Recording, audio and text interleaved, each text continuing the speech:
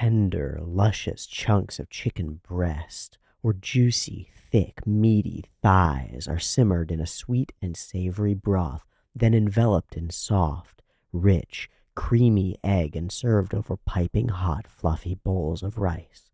Oyakodon, the classic Japanese comfort food, served in diners and homes across the country. But there is a deeper, sexier meaning behind this innocent dish. Yes, the parent, the egg, the mother, the daughter, the Oyakodon, a perfect combination of the best traits of youth and maturity, curiosity and experience, vigor and comfort. The mother-daughter threesome, now added to the fivesome to make something never before seen, a multi-generational boundary-crossing polycule to make the most hopeful of perverts blush. And here we are, living in the glory of this future world, this world where anything is possible, where mothers and daughters can both date the same high schooler, and that's okay. In fact, it's more than okay, it's dope as fuck. The show has well and truly proven that it doesn't give a fuck about norms or boundaries and just wants to do what's fun and sexy and silly and dumb. And I'm 100% here for it, and I think you are too. So, I'm as ready as I'm ever going to be, and as I've ever been for anything, to watch the season 1 finale of Hyakuno, 100 girlfriends who really, really, really, really, really, really, really, really, really love you, and we have discovered that one of those girlfriends is another one of those girlfriends' mom, and I think that's insane, and I also kind of love it. It jumps fully, like, miles over anything like a norm or an expectation into the world of pure silliness in a way that prevents criticism, strangely, but also just by being so absurd and silly. It's like, oh, you don't like it, but it's a joke. But is it a joke? But it's a joke. But it also affirms so powerfully and strongly the core message of the show that enough love can conquer all, because now it conquers more. And it conquers in the weirdest, silliest ways. I fucking love it, and I'm so excited to finish off this season, and I'm so deeply excited that there's a second season, and to let you know that I will give the same spiel that I do at the beginning of this video, as I usually do in every video, that there will be early access on the Patreon, and that will be true because we will be continuing on Hyakuno. We don't need a poll, we don't need no decision-making except my own to say that I want to watch the rest of this show, and if they continue to make seasons after that, I will probably catch up and watch those as well, because I'm really enjoying having this silly, absurdist section of my life and of my media experience, and it's something that I really want to keep pursuing, is this bit of insanity, because the world is a little bit insane, people are a little bit insane, love is a little bit insane, as I'm beginning to find out, and it's good to be reminded of that in a deeply positive way. So, with only the most positive of vibes, the silliest of energy, and the biggest of dragon titties, I invite you to join me once more for another episode, 2 episodes really, of 100 Girlfriends. I've got episode 11 up and ready to go. It's sitting at 0 seconds. There'll be 2 versions, picture-in-picture in the description, timer on YouTube, which you're watching right now, and early access on the Patreon, which will be to next season at some point, which is really exciting. We're still pretty far behind on like what's on the YouTube at the point that I'm recording this, so we'll see how it all stacks up, but I'm really excited to be watching it, and let's go ahead and dive in. I want to know how we make this relationship work, if there are any hurdles, like real-world style hurdles that we would have to this. Like, these characters don't get to see each other. He's in high school. She's an adult. She's only 26 or 29. She's 29, but also extremely wealthy. So is she just gonna do something crazy and weird and just show up at his high school? Is this gonna erode our sense of insanity that's going on, or just foster it? And I'm also wondering if we'll change any of the OPs or EDs, because up until this point they've been, and I was kind of convinced that we wouldn't have any other girlfriends because there aren't any more in the OP or the ED, but maybe that'll change and we'll start inserting, Hahari.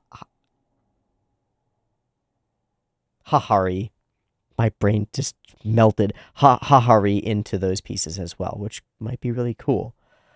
beyond that, every time we've introduced a GF, there's been some hurdle in getting them involved in the group and accepting of the love, and then some payoff to it. And here we can kind of try to do like a broader payoff for the whole of the group, as we're moving toward this sort of finale thing. But I also really want that sort of payoff between Rentaro and Hahari, because she is carrying a lot of stress and pain and stuff, and placing a lot of that on her daughter. And I wonder how we're going to do the sort of love conquers all, love solves all thing. Solves all. Milwaukee solves all. Here in these last couple of episodes. Thanks for joining me. Let's go ahead and watch them. Beep beep timer.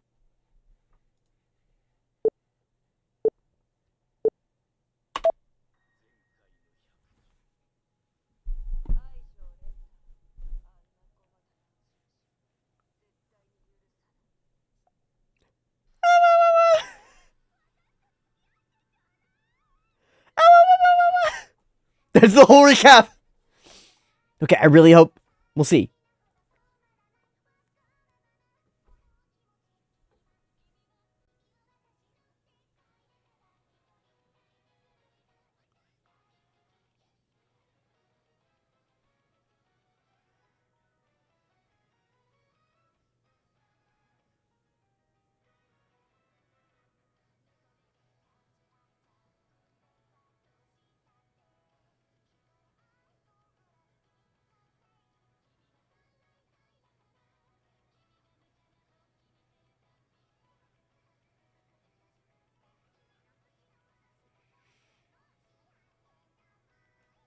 I guess she is in there, just not as like a GF. Huh.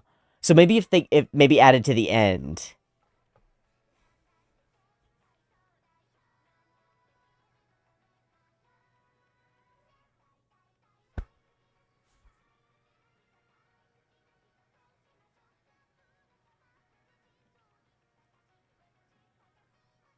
Yeah.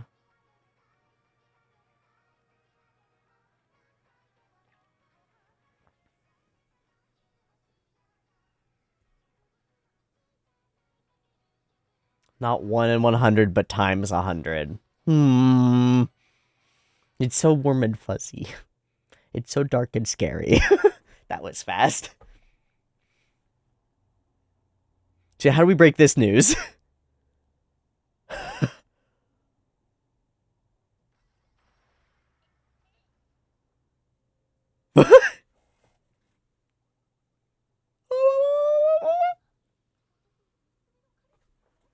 Hurdle.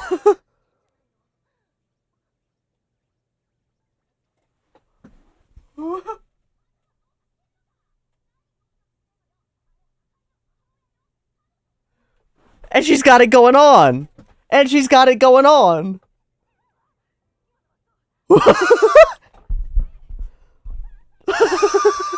Ah. Ah. The distant cousin of the dad joke. The mom joke. That's sexy and uncomfortable. Oh, we're going back to it. We're just gonna gloss over that and ignore it. Hey, hold on. And our title is titled Even If It Kills Me.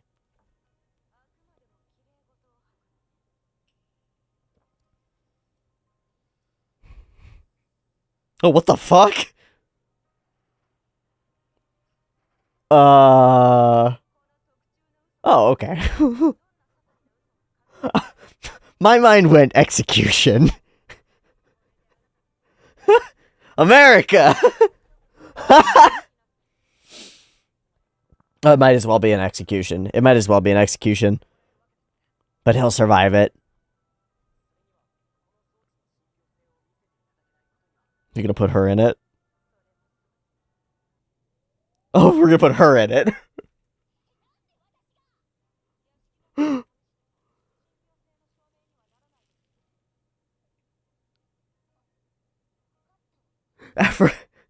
Soon is a very funny choice for this. Bzz, lie.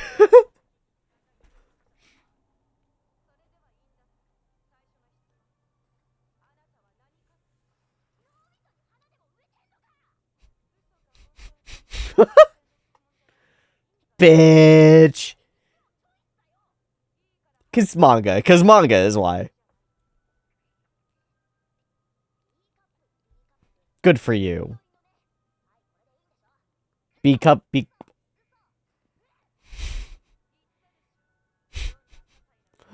Not up at that high B, huh? Mm.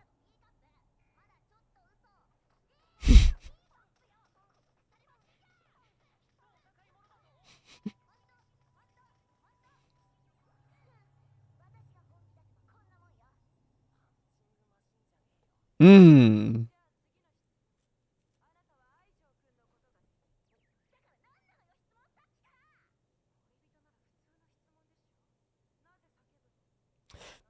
Yeah, it's just too. We could just say it. I love this shit. I love this shit. We could just be like, no, you don't. That's her character.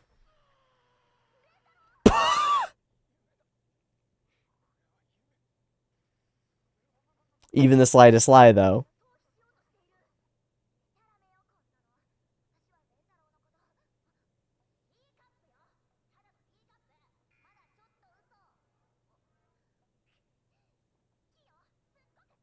Mm-mm.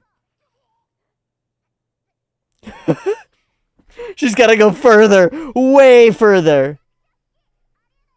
Aww. The detector really needs to help us. Needs to give some guidance.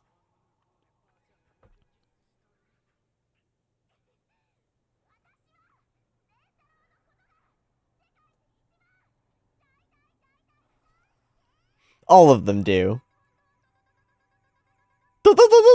Oh, he just sucks all the blood in. That was beautiful. It's okay. You losing your dignity is like half the point of the show.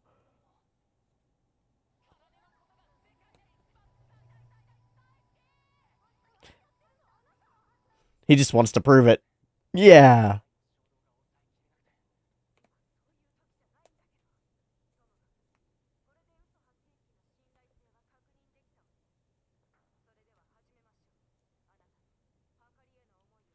Loves her just as much. This is a cool background. Feels very 2000s. Wait, what?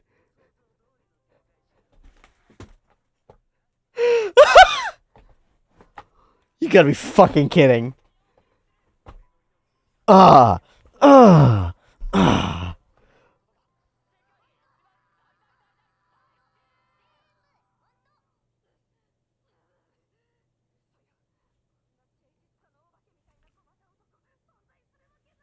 You got the wrong idea.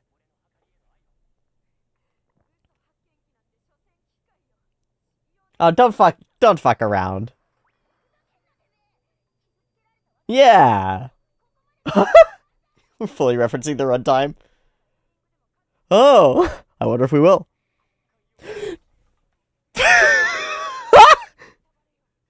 That's so funny. I'm a little overwhelmed by the fourth wall breaking. Okay. Yeah, let's see it for real.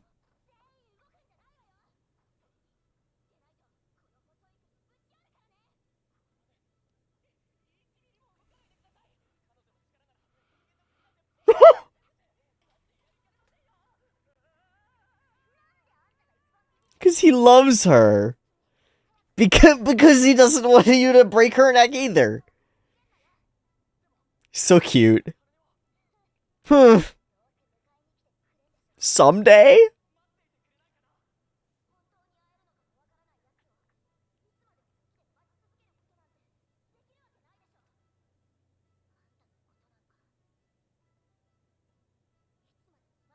Aww.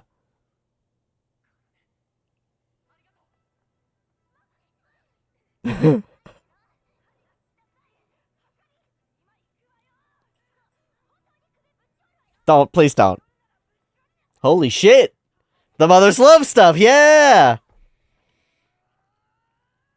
I'm just gonna carry her with her. Yeah.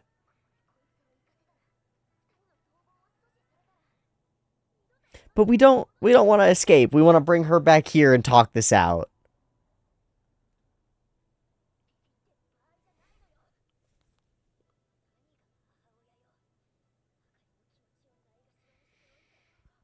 Whoa. A best friend? And sometimes lover? Oh, fuck. That's really cool.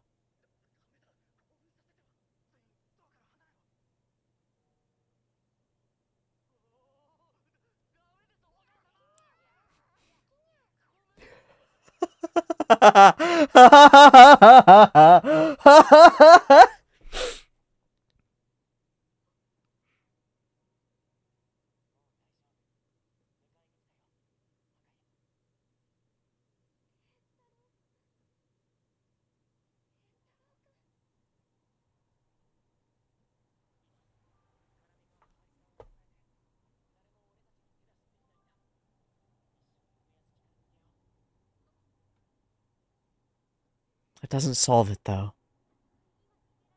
Yeah. It doesn't solve it. And more than that, you and the mother will die.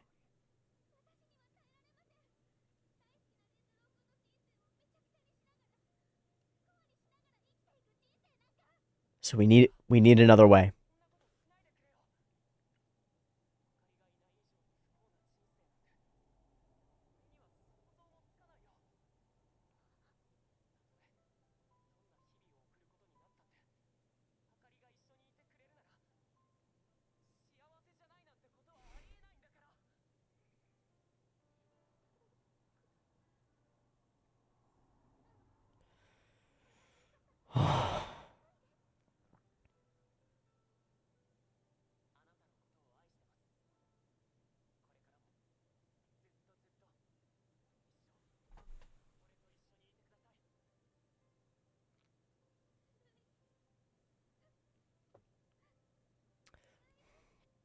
All's fair, baby.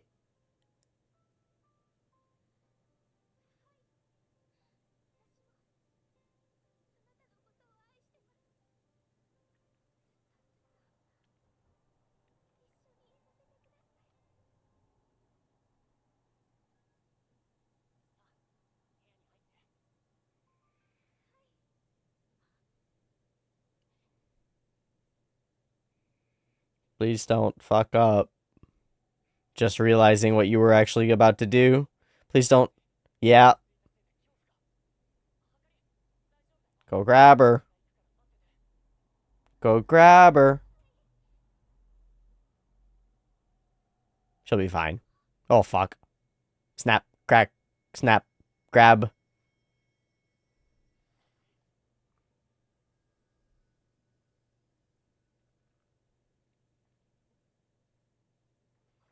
Okay. Jeez. Really fucking scary. really fucking pumping up the volume here.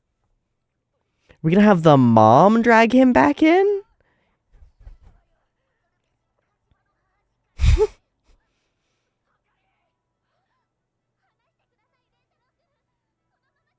Not a fucking chance. Even if it kills me, huh? Oh, fuck.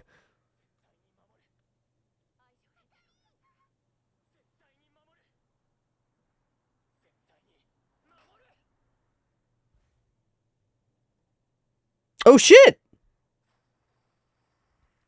There is a fountain. That was a crazy maneuver. Oh. Oh. Everybody in the fountain! Oh, she can't swim. Oh my god.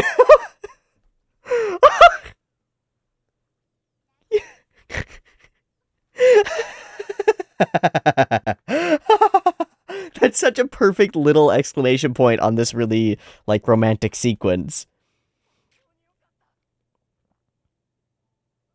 Ah, the melty eyes. I think that proves it as much as proof can be, you know? Jumps out the window for her. Smack. Oh.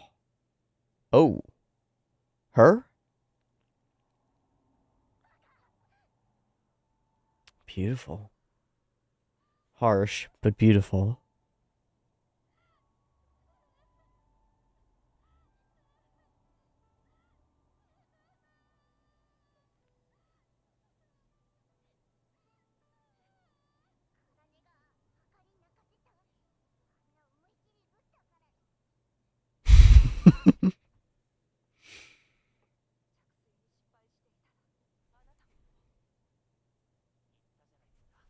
Even if it kills me.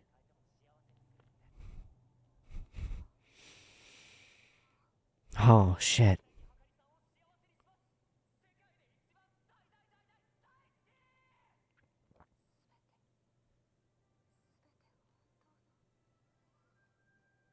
And you could believe in him too.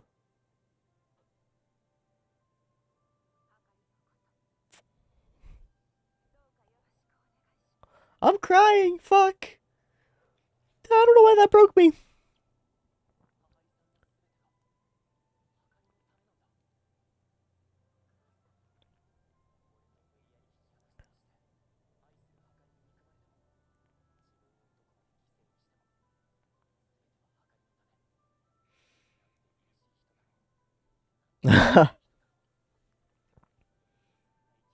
And here's his love for her.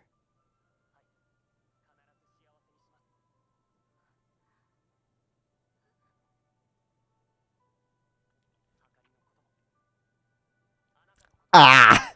Hey? Huh? Ah,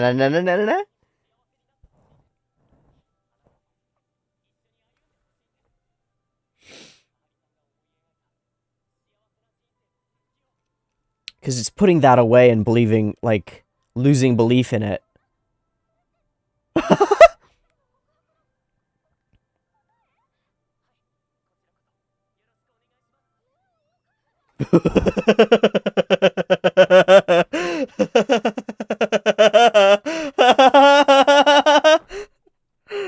Oh shit!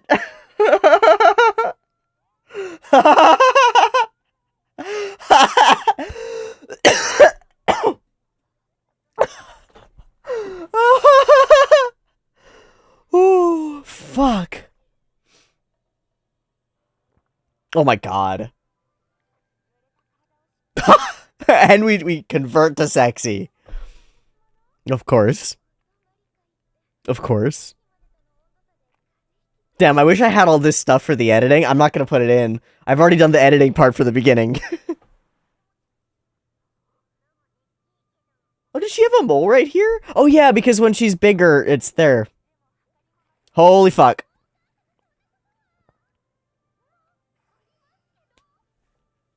She got it from her mama.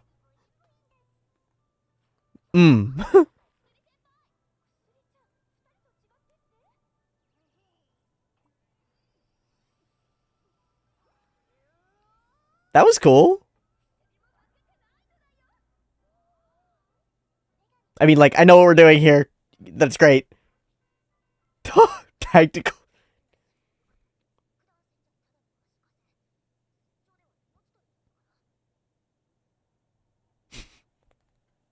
Retreat. Retreat. Huh.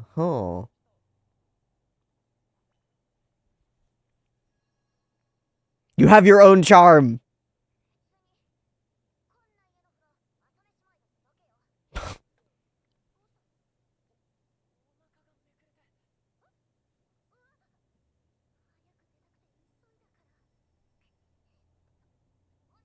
I'm with him. I'm with him.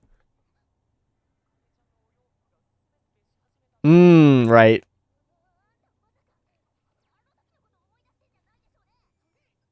He wasn't. I don't think he actually was until right then.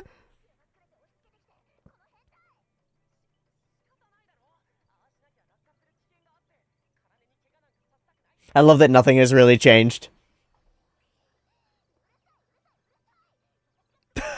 It's overwhelming. It's overwhelming. Oh. Oh. Payback. Wow, wow, wow, wow. Yeah, it's like, I don't know. I think this is just good. But that's how she needs to frame it. It has to be like a teasing thing.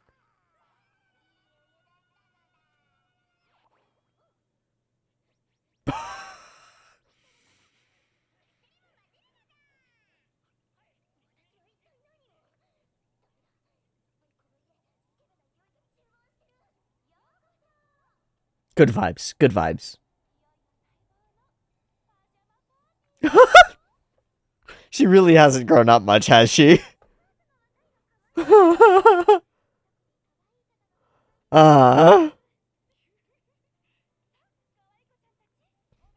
She reminds me of Sawako-chan sensei. There's definitely some like Chan sensei going on here.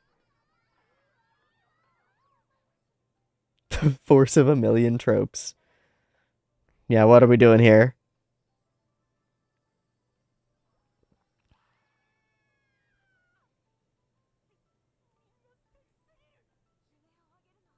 It's never too early for squeeing.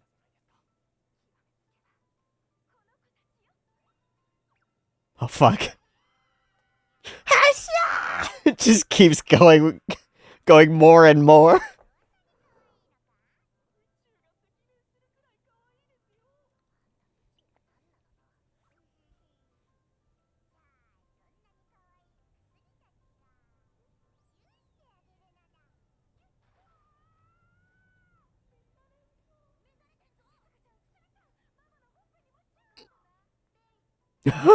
Stay. Oh. Okay, we get some alone time. So that demonstrates how she interacts with the group. Like she's pro all of them being cute. Never.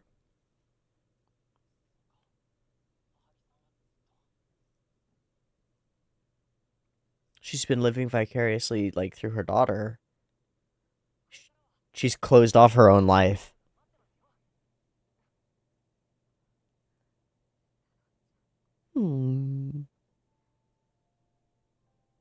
Give him a kiss.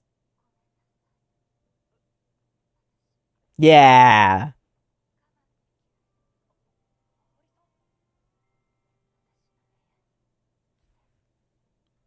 Maybe more than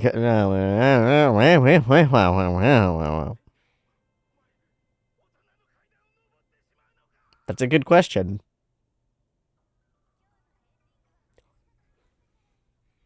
There's no text, but holy fuck.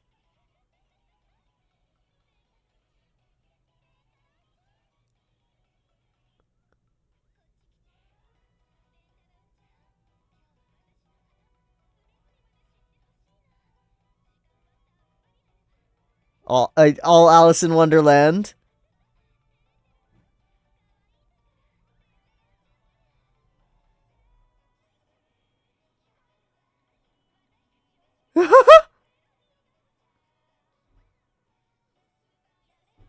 Oh, weird. This is like in the style of marionettes, but it's animated.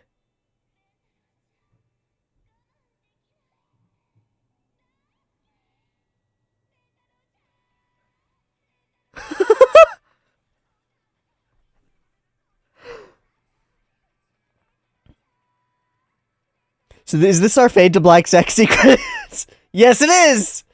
Holy shit!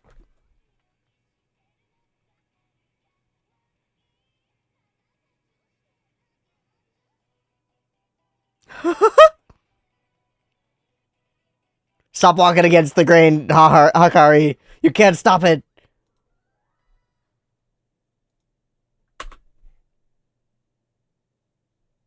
Damn, that was fun. That honestly, that could be the finale, right? Am I crazy for thinking that could totally be finale territory? And it's like, all right, nice. We get to spend time with everybody and stuff. I guess we now get a big mansion as our sort of home base sometimes. That's pretty cool. I really like the episode. I know I always say that, but that's because I keep liking the episodes, so it stays true. I think the lie detector sequence is really fun and funny. I like that we bring Karane to the end, and then there's, like, reason for her to be there at the end for real. As our other first girlfriend of the first two, like, she's the one who's seen the most and feels the most, and we get this reveal that she does genuinely think of Hahari as her best friend. Ah!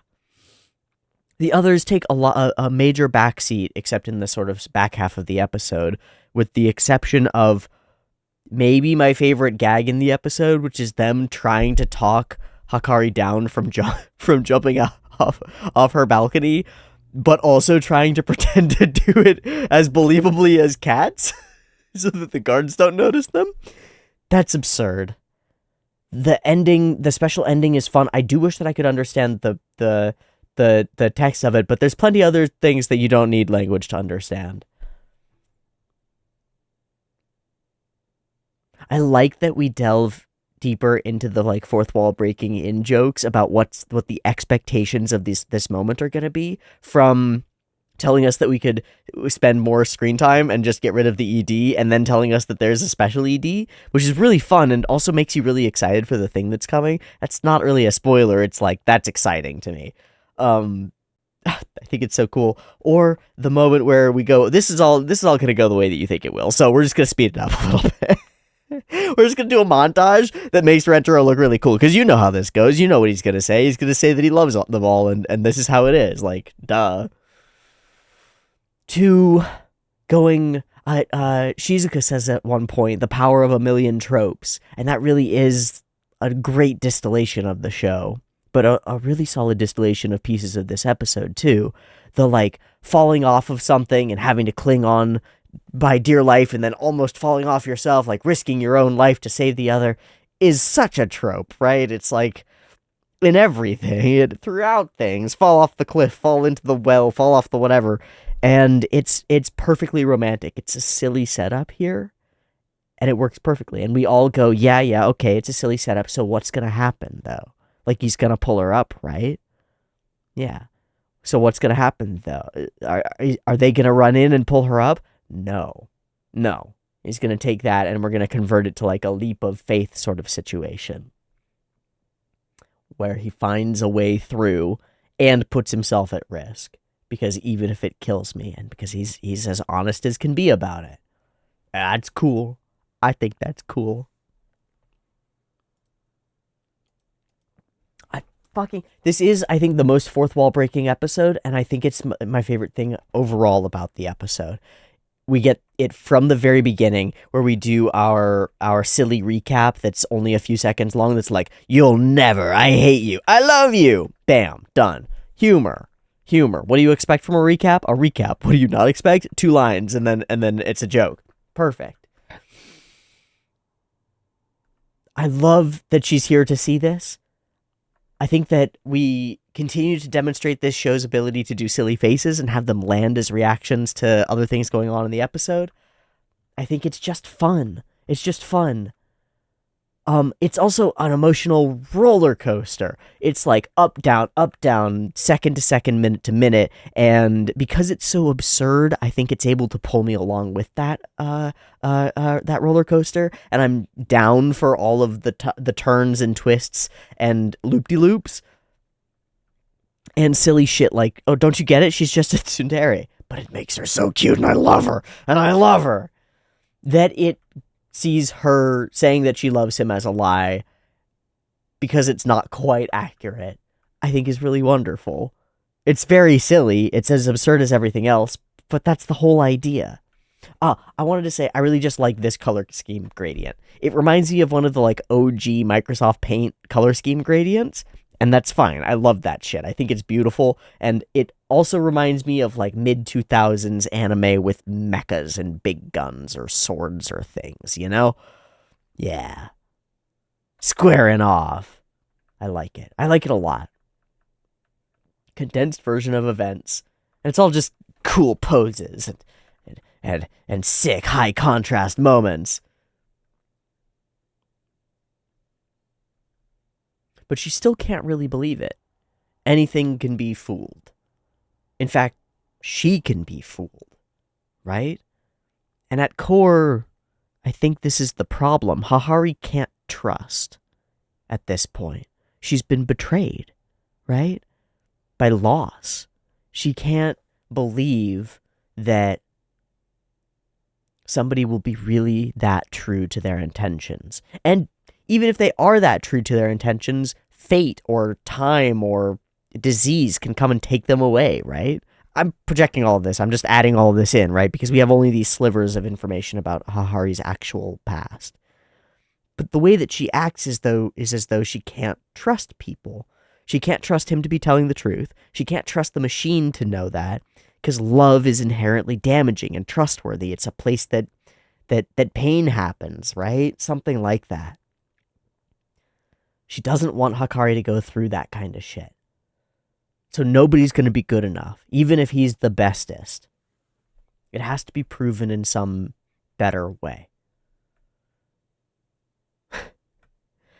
And it ends up simultaneously proving something else, which is that he really cares about her, which is kind of silly and funny, but as she's under threat, he's the one who's most stressed out about the threat. Team.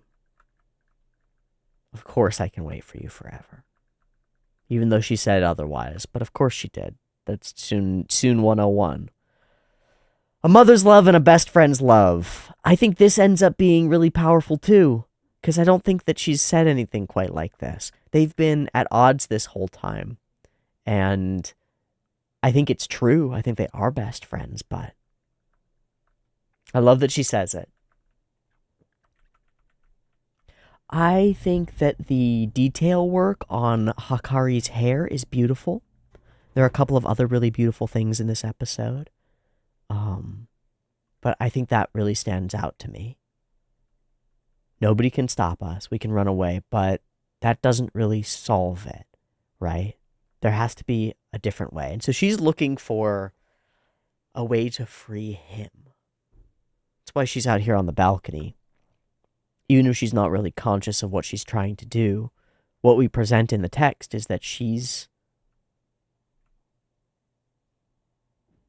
unable to pursue their love, knowing that it's going to hurt him. And so she's decided that the answer is to take herself out of the picture. And his answer to that, I think, is the answer that all of us need to something like that.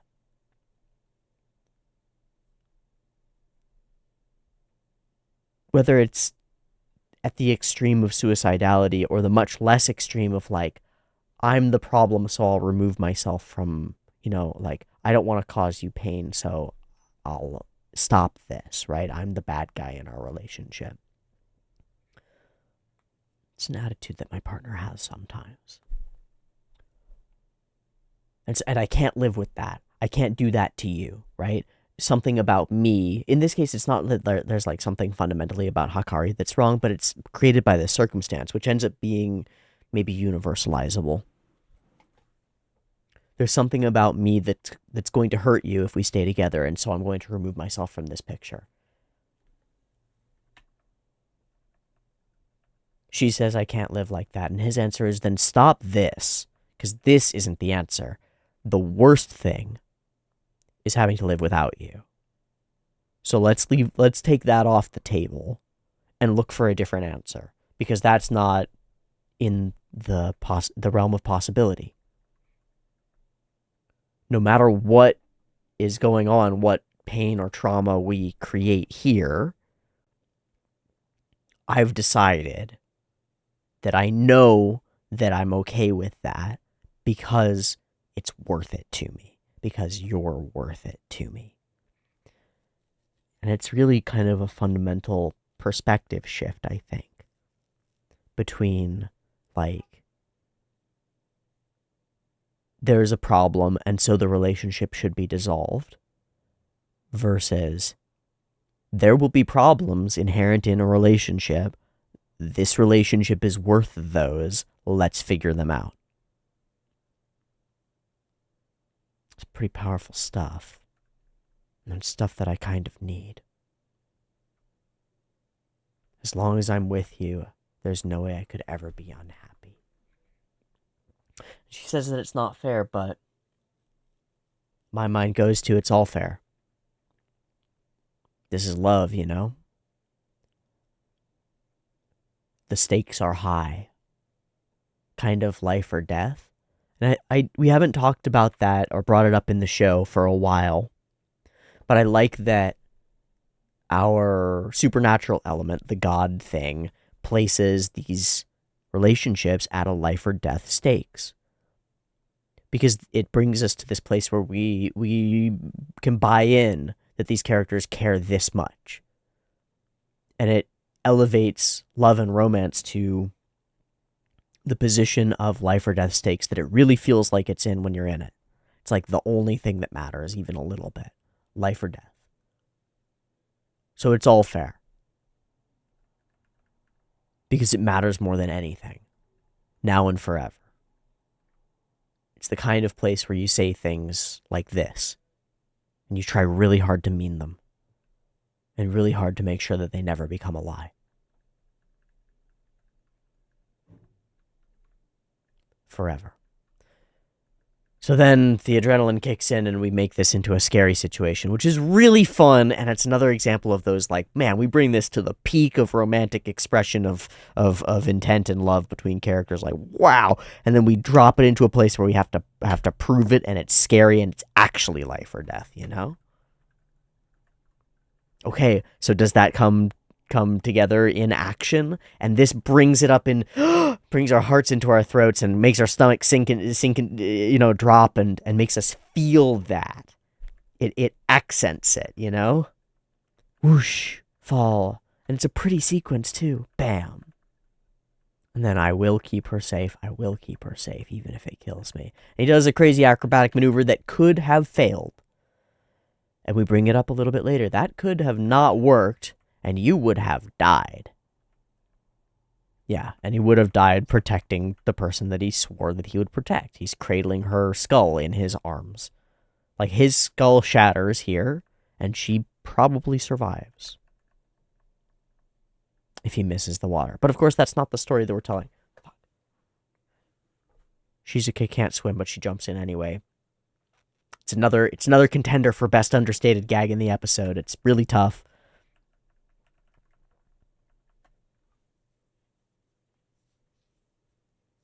Fucking melty eyeballs. Makes me melt too.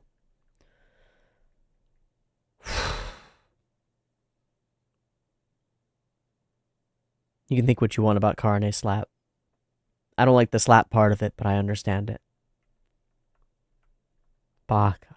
And a beautiful moment. I really like the camera follow. I like the tears. I think it's really pretty. And we get this sort of idyllic moment as your boy really is there for these two. Where it feels solid and familial, and he seems strong, capable of holding them and holding space for them.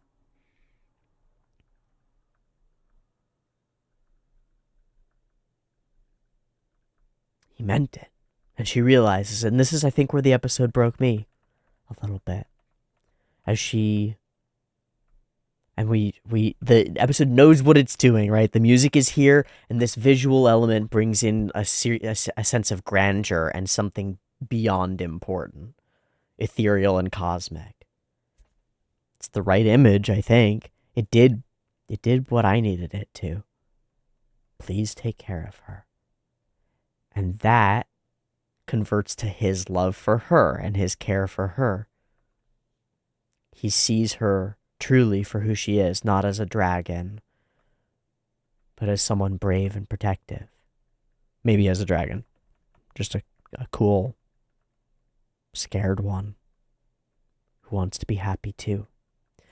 And that gives us a hard, rapid turn toward humor, fan service, sexiness, our girlfriends all hanging out together, and demonstrating Hahari's sort of relationship with the group, and then dropping back into kind of business as usual, where characters have sexy moments with Rentaro, and everything ends up being extremely cute. It's a really hot moment between him and Karane, and then a very silly moment, and it leads into, oh yeah, lots of cuteness. A different kind of fan service, if you will.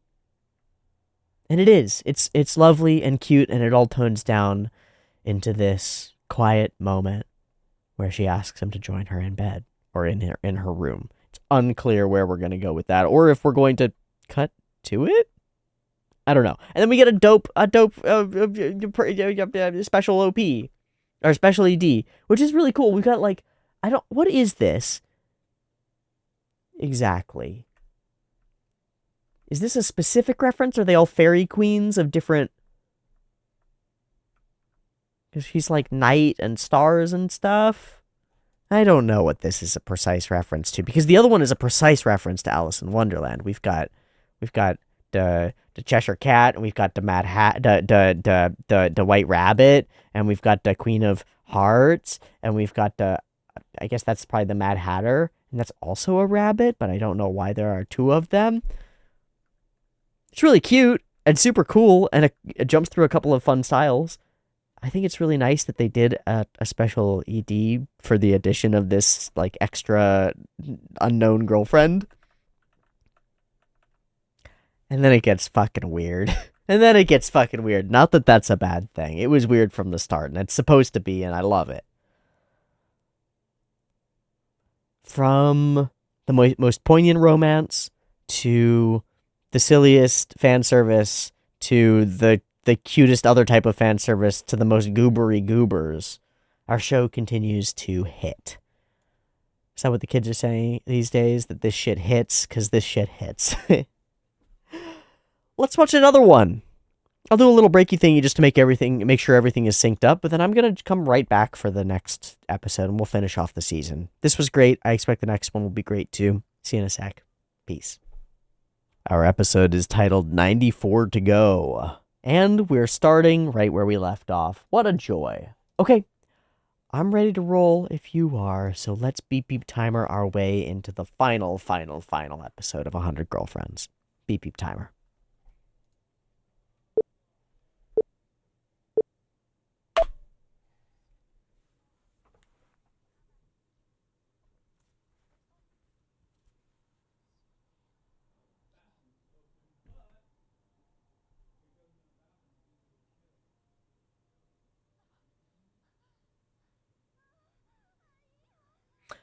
I feel like this is a joke.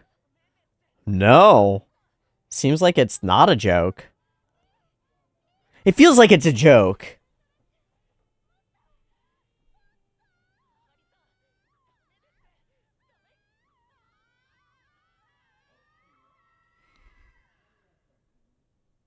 That seemed like not a joke. They just fucked.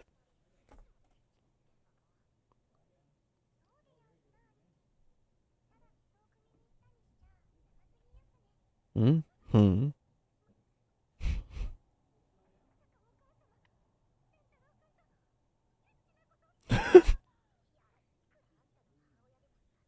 However,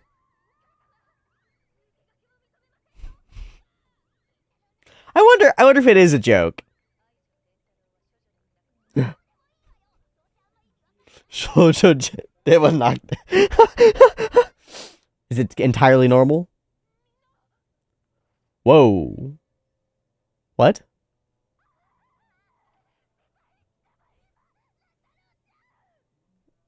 So she's cross-dressing him? Oh,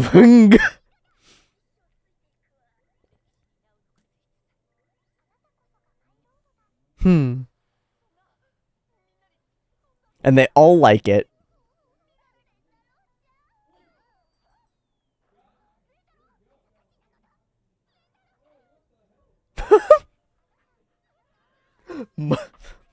Mortified, so dead.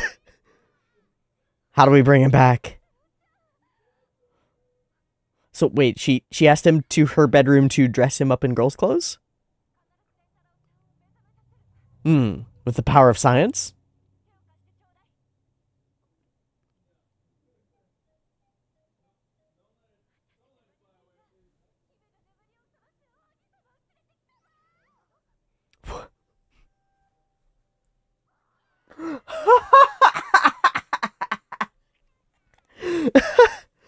Okay, okay.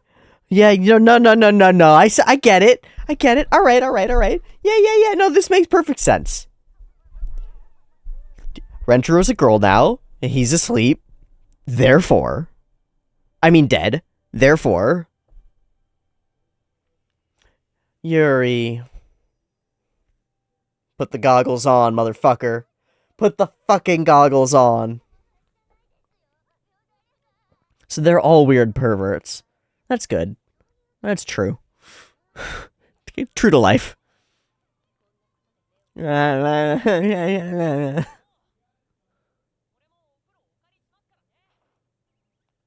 Poor guy.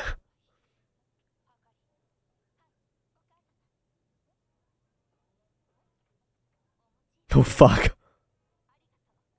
What? I was gonna say is...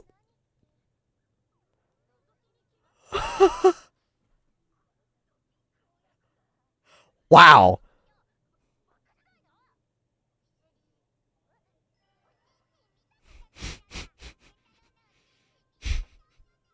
We're going peeping, everybody.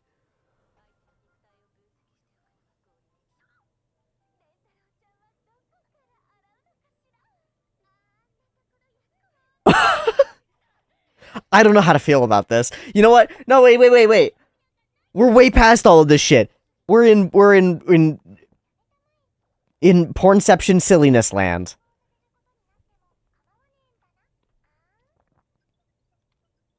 She wants to too.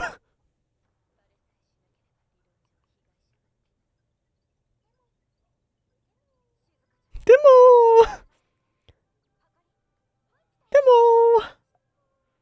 Oh.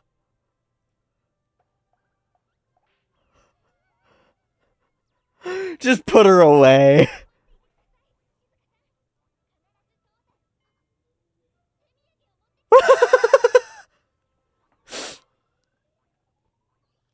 I don't think that's fair. I don't think that it's fair to confine your Shizuka. You should be nice to your Shizuka. Listen to your Shizuka. only blanket burrito your Shizuka. If that's what she wants. Zettai da!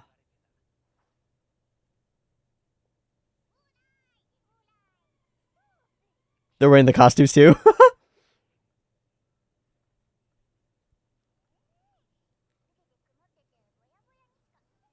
That makes sense.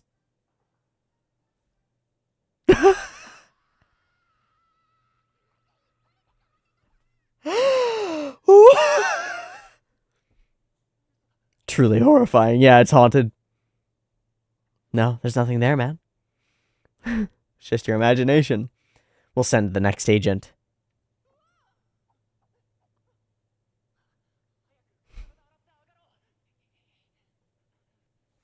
Who's next? How are we doing this? Oh. Oh.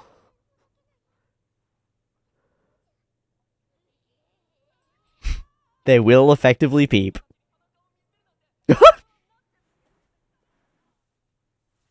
So silly.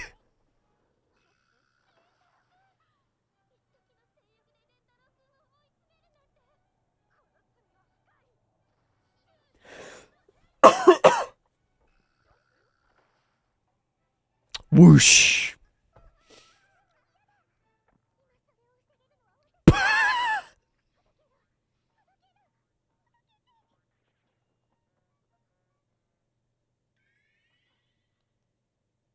Roll, Shizuka.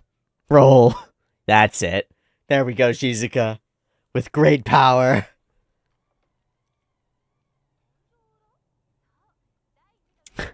We gonna Mission Impossible this? We gonna go through the... We are. We've got the music back.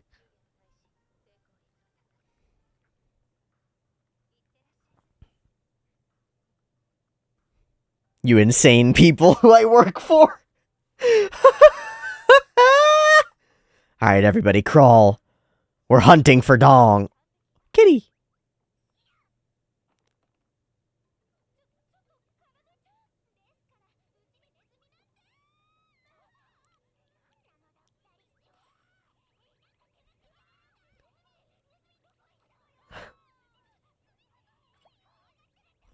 Oh, fuck!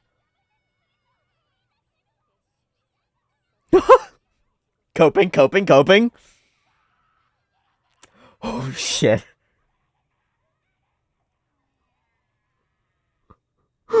Yeah, it's just screaming voices from the attic. Okay.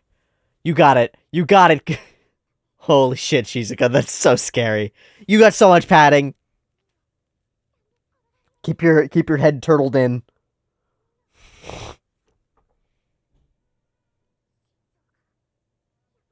Don't focus on the feeling.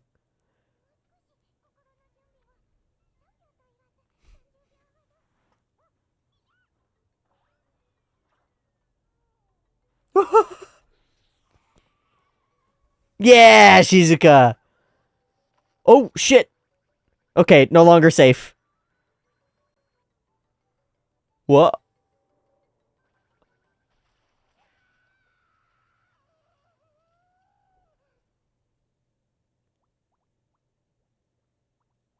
Oh, shit, she can't swim. Oh, shit, you gotta go save her, though. We're doing Ju-on now. Okay. Okay, she can stand up. Yeah, she was on a roll. Oh.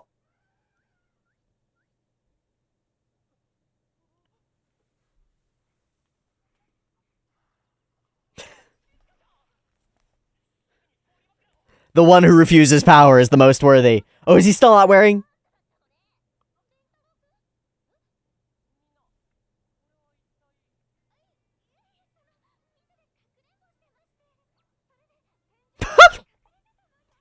Like you do.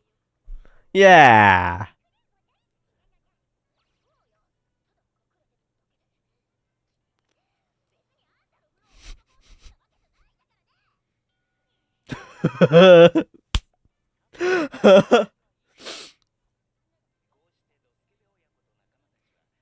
But wait, did he put his towel back before he came out?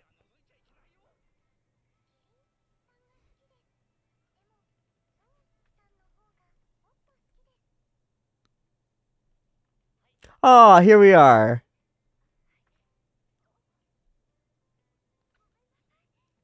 It's just all the little sweetest, simplest things. Like they're all still so in love and obsessed that like little hand contact or indirect kiss is like a big deal still.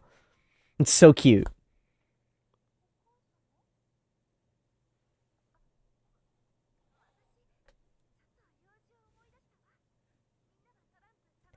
Hey,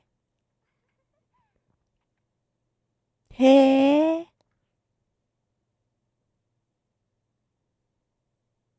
hey.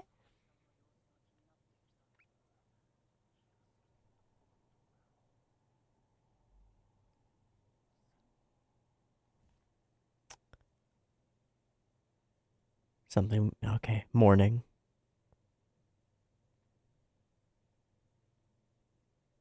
Oh.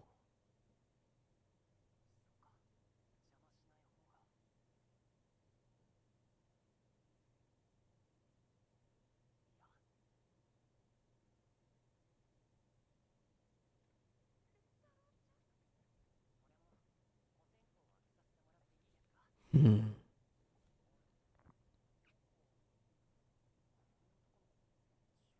She was really young. Super weird.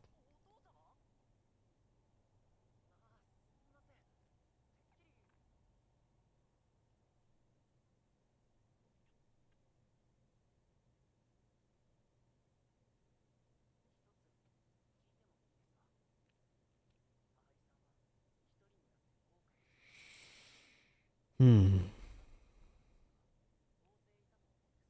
Hmm.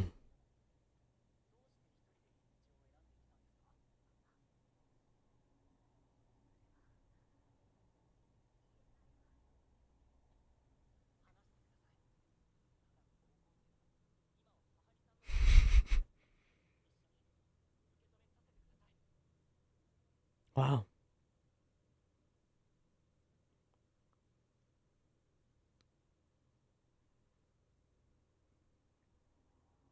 She's really struggling.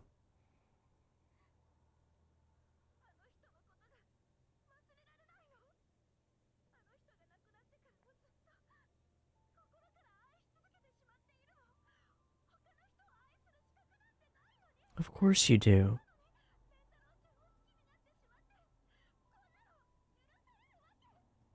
Ev-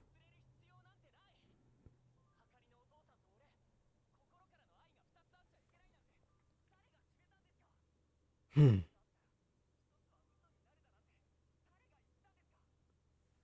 Hmm.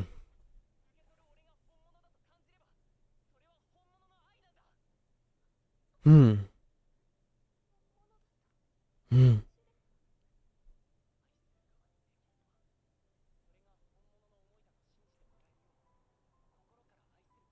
As long as it feels real, it is, and you make it real. That's a fucker of a lesson. It's a pretty strong antidote for chaos and doubt.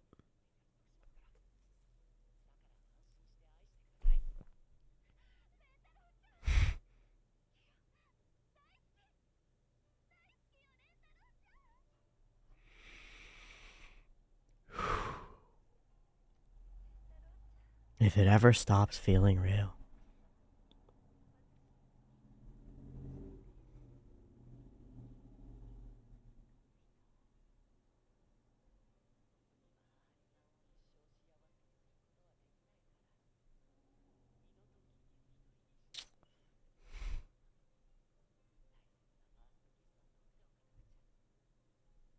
Who was that voice actor?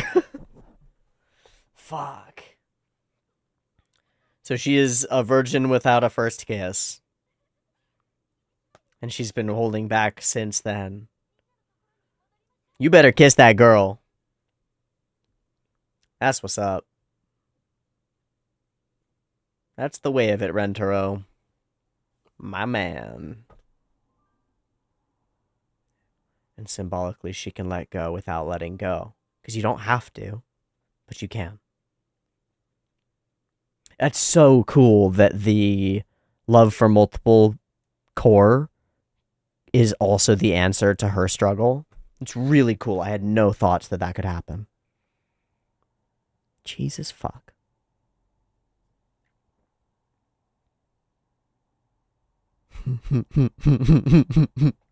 I imagine that this will be a continuous thing as they all individually get closer and closer. I think she just wants to sleep close to him.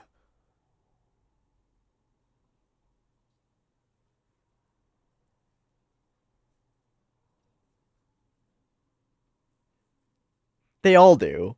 Like they all do.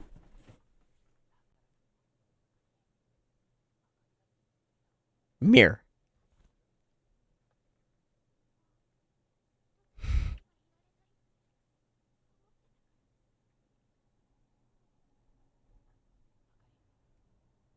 Oh.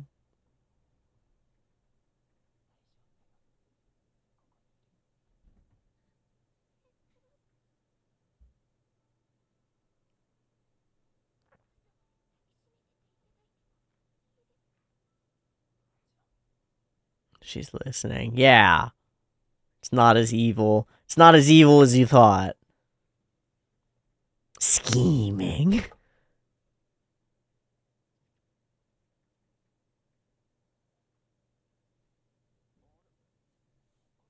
Oh. Oh shit.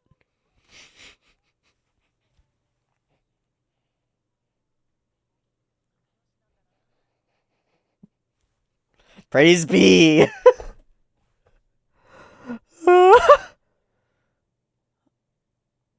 Oh shit. Hi, Ghost.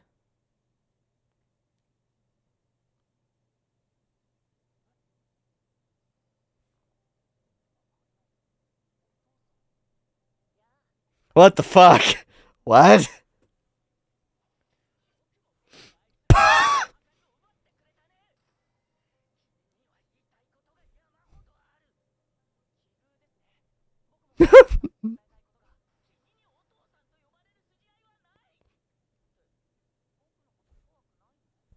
You're a middle schooler.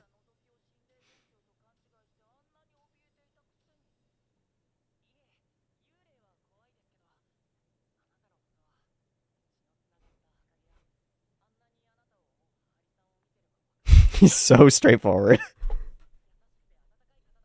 Fucking Rentaro. You cannot hate him.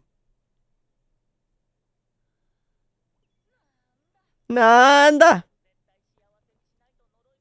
Oh, okay. Yeah, that'll be fine. We're amenable. I feel like this character is in like 3 other shows.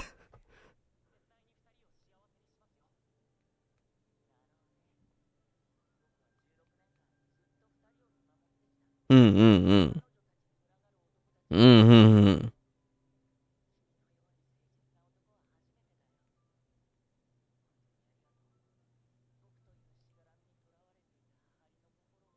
Dedication at its core is what we're about here.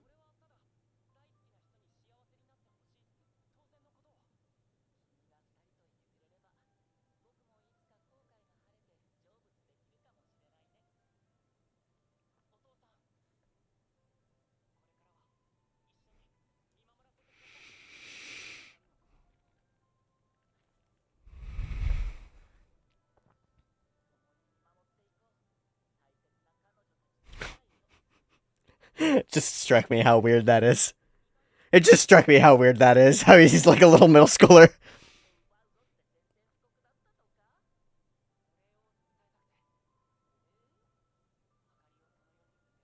Hmm. Just not even a drop of venom in him. It ain't no bullshit in that boy. Oh, I think your spirit has been released, bro.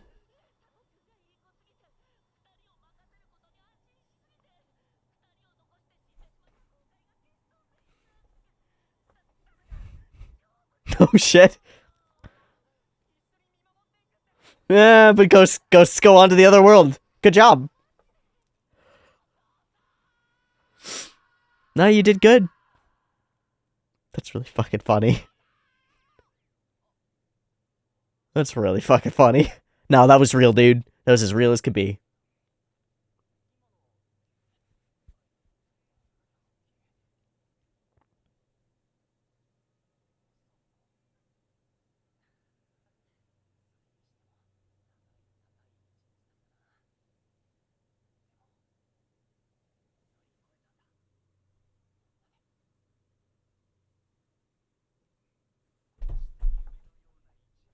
Six down. 24 to go.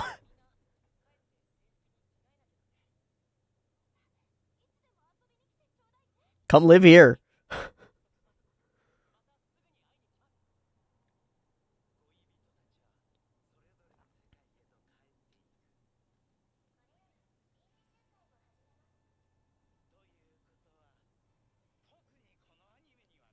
Oh shit. Fuck you. Yeah! That's what I'm talking about. Of course you fucking did. I knew it! I knew it! I called it too! I bet that's a GF back there. I bet there are more GFs being seeded. I wonder if the maid will be a GF.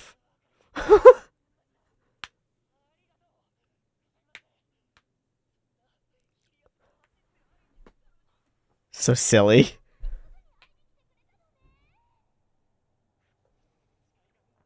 Run, boy.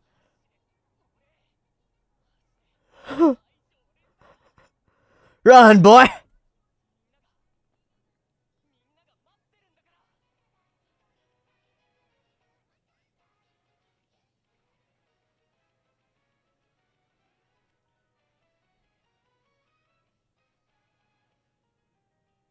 I want more animation for this. Ah! Ah! Akariage girl listening to music with Dario. Who else? Who else? Oh shit, a baseballer. An androgynous baseballer. Let's fucking go. Oh shit, an Ojo-sama. A true Ojo-sama. And maybe a foreigner. A boy. Oh, nope. That's happening. God, I hate it. God, I hate it. I hate that that happens. Somebody needs to deal with that. Ooh. Oh. Oh. Oh. I wonder if she has wings. Or turns into a cat.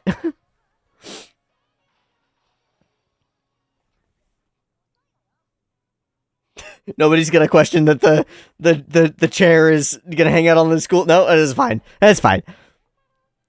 It's definitely super illegal. That's fine.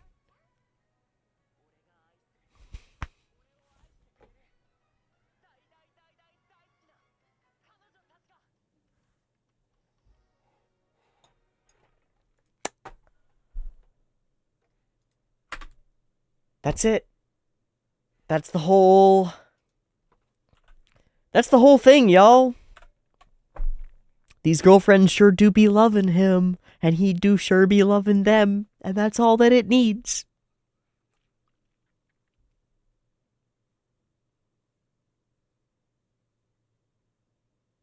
I want to work around the particulars of the conversation between Rentaro and Hahari in this episode, and work backward a little bit.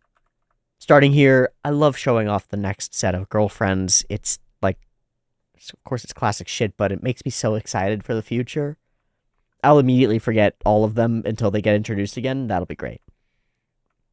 I do wonder if the maid is on the docket. Of course she did some bullshit like this. This is insane. And really silly. It's also kind of cool. Get this blessing from the other world. Because of the situation, we don't really have that, like, go talk to the parent and convince them situation yet. At least not with any of our current girlfriends. Hahari is the closest we've had to that. Which is interesting, because that is a classic trope, is like the father who's not into it, right? Who's against it. But we end up fulfilling a little bit of that and getting a bit of a blessing here. Which I think is really cool. I would love to know who the voice actor is for this. And also, what character do I think this is? Because I've seen this character exactly somewhere else. It doesn't really matter, though. I'm not going to go look at the voice actor. It'll just break up the flow of the episode. And I don't really want to do that. Three-peat gag of weird, scary things scaring the crap out of Rentaro as he's bathing, and them all trying to peep, is on that edge of being edgy and weird. I don't know why. I've seen so many older shows of male characters going and peeping on female characters, and it squicks me. It's weird. It's gross.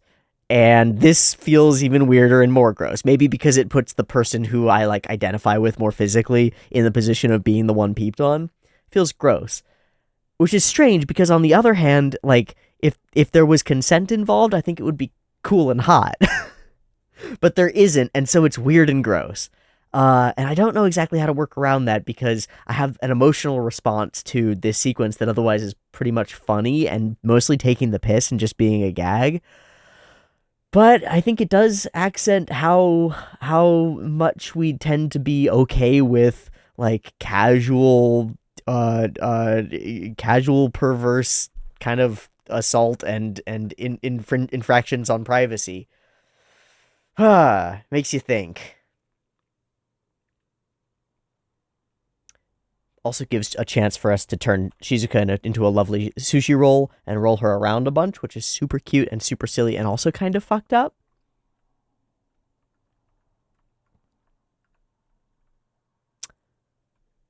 So it's cross-dressing and they're all into it. Okay. Sure. Also the back and forth cross-dressing and then the bringing it into Yuri really is the force of 1,000 tropes. Goddamn horny Hanazonas they're absurd, but that's not untrue to reality. Like, people are insane and horny. Women, too. Oh, I didn't even see Sushizuka-chan! Fuck! Oh, fuck, that's so good. Town dragging, up in the attic, dong, hide and seek, little talking to, and then our more serious moment that we cut to. Man, there's a lot packed into this episode. It kind of flows by so fast that you forget that, but there's a lot packed into this episode. That's really cool. Okay.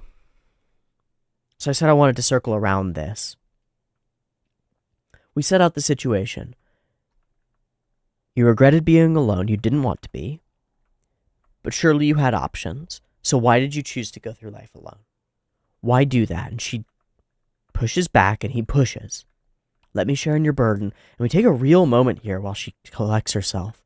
And he's there sitting and just listening and modeling for us the behavior of listening. And also the modeling for us the behavior of how to really ask about something. It can feel like you're burdening other people with your emotions. So to offer willingly to do that is important and powerful, I think. She takes her time. She can't forget him. I've loved him deeply. So I have no right to love another, and yet I've fallen in love with you. You don't have to forget him, though. You don't have to choose being alone. It doesn't invalidate that love that you had for him to love someone else.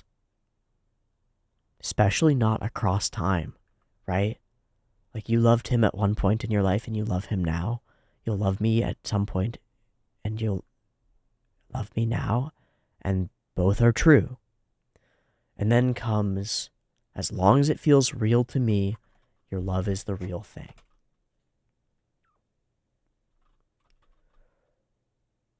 I'm going to add some things to this because I'm the one who decides.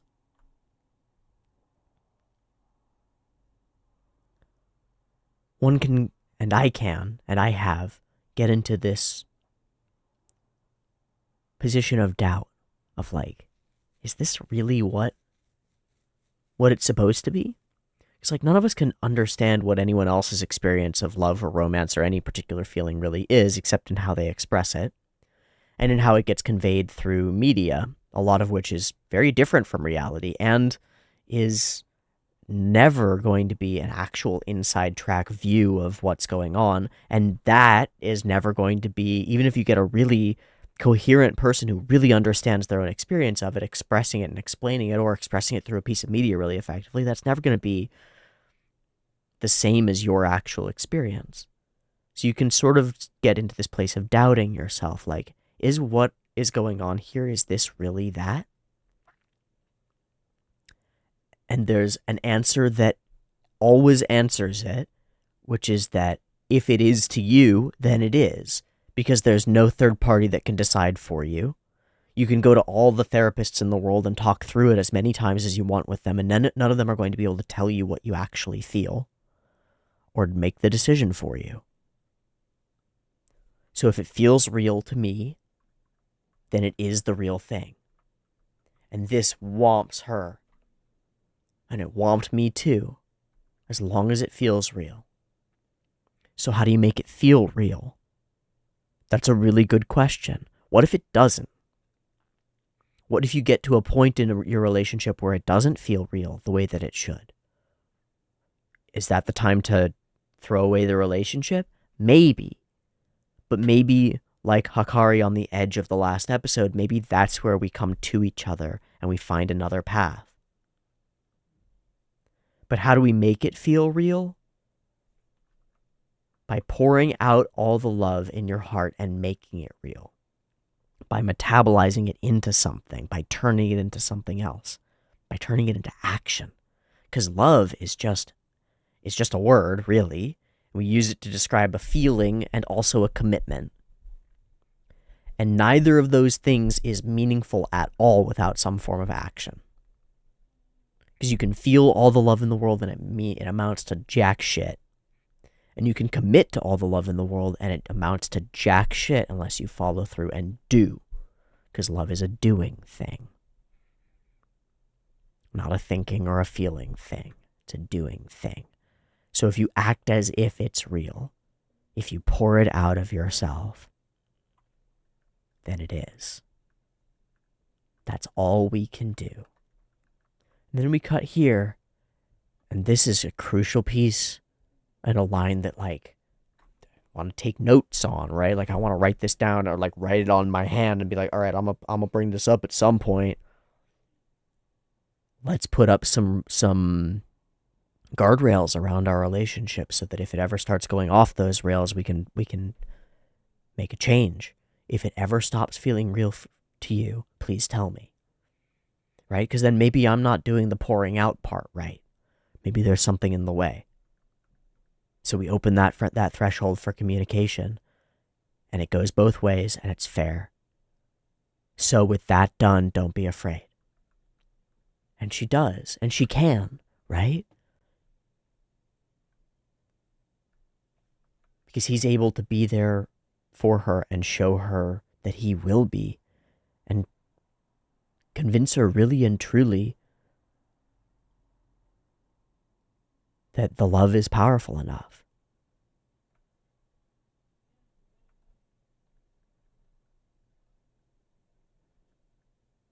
And so they kiss. We get our bedtime maneuvering, and it's more of the same kind of idea, right? Repair after fear and damage, and after communicating what needs to be communicated, using physicality to cement it, being honest and here and present. And then some silliness to punctuate it, right? The show's got its formula down pat, man. So you make the love real. And the show says you can do that endlessly. It's an infinite glitch. It's that thing that humans can create that nothing else really can. I think that inspires me deeply. I hope it means something to you too. I think that our ability to make something out of what we feel should be is one of our most powerful assets. And it's true that with a little bit of magical thinking and powerful belief, we can forge bonds between people that are stronger than we could ever imagine beforehand.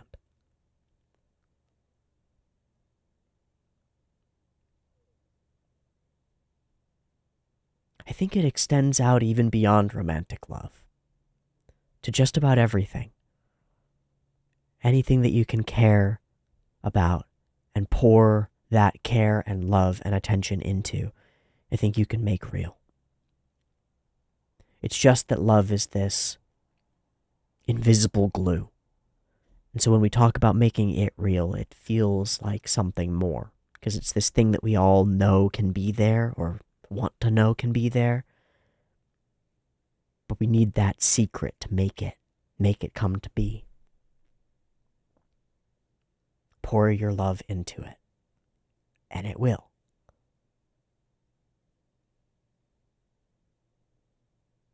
If you don't know what shape the vessel of love is, pour yourself into it and maybe you'll find out. What a perspective. And lined up with the leap of faith in the last episode, the commitment to love, the unwillingness to live a life without the one that you love. We get this stubborn, headstrong, and really wholesome core of this show that is Rentaro, that is this boy that we're here to project ourselves onto, you know? He's a hell of an example. It's funny because it's so silly and so over the top, but he's a hell of an example. I think if any of us can speak with this kind of conviction in the face of what fears us, what makes us afraid, and if we can speak with the kind of gentleness and compassion